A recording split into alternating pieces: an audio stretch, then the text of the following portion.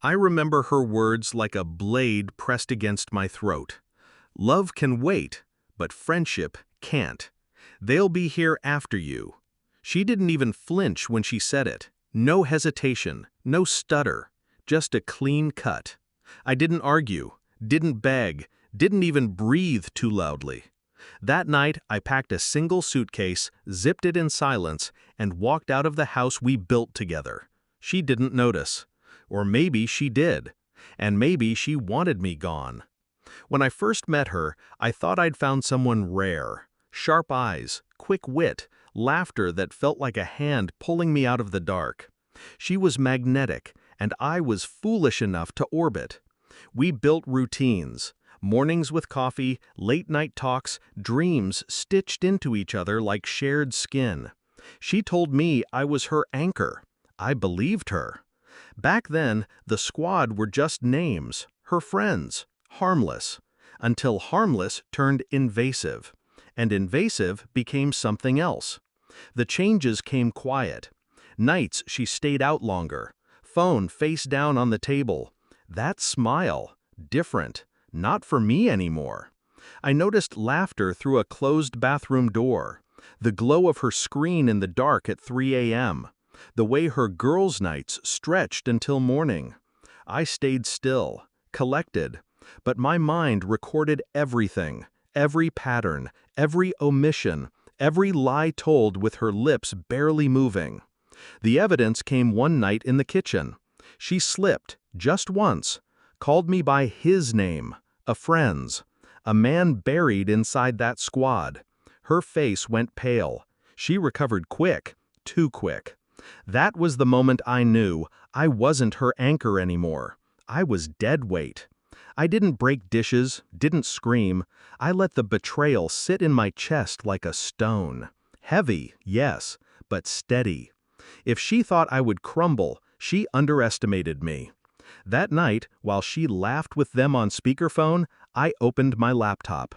Bank accounts, joint assets, investments, every thread we were tied with, I started pulling. I funneled my savings into a private account under a quiet LLC I'd set up months before. Bought a small place under my name only. No debts, no traces. By the time she noticed my absence, I'd already burned my shadow. The world she thought she owned with me no longer belonged to her. 3 days later, she arrived. Not alone, of course not. She came with her little army. 3 women and the man who ruined her mouth with his name on it. They laughed when they saw me at the door of my new place, calm, collected. She tried to step inside like she still belonged. I let her. I wanted her to. "Why'd you run?" she asked, voice coated with that mock concern only liars wear. Her friends smirked behind her, eyes sweeping across my furniture, my walls, my life. They thought they were stepping into my ruin. They didn't know they were stepping into a stage. I poured them drinks, offered seats. I let them feel comfortable, even triumphant. They thought this was a confrontation. It wasn't. It was a reveal. I slid a folder across the table. Legal documents, crisp and final. Her name stripped from every deed.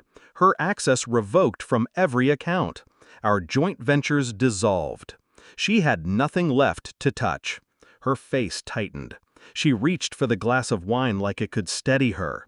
That's when I placed the photos on the table. Screenshots, time-stamped messages, proof of every betrayal. Her friend's laughter died first, then hers. The man, the one she called by mistake that night, leaned back in his chair, silent now. He didn't know she'd been careless enough to send him things on a work email. Emails I'd retrieved legally. Emails I now owned. I looked her in the eye, steady. "You said love can wait, friendship can't. So I let you have them. All of them. But everything else, everything real, I took with me." She tried to fight it. Tears, then anger, then bargaining. The cycle of someone watching their empire collapse. Her friends sat frozen. Loyalty had limits, and they'd just found theirs. The man left first, without a word. The rest followed. Even her squad didn't want to drown with her. She stayed behind, shaking, staring at the papers that ended everything she thought she'd control. For the first time in years, she looked small. When she finally walked out, silence followed. Not relief, not victory, something sharper, something final. I didn't smile, didn't celebrate. Revenge isn't sweet. It's clean, a scalpel, not a feast. I poured myself the last glass of wine after she left, sat alone in the quiet, and let the weight fall off me.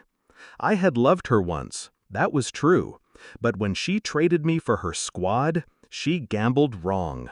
And tonight, she learned something permanent.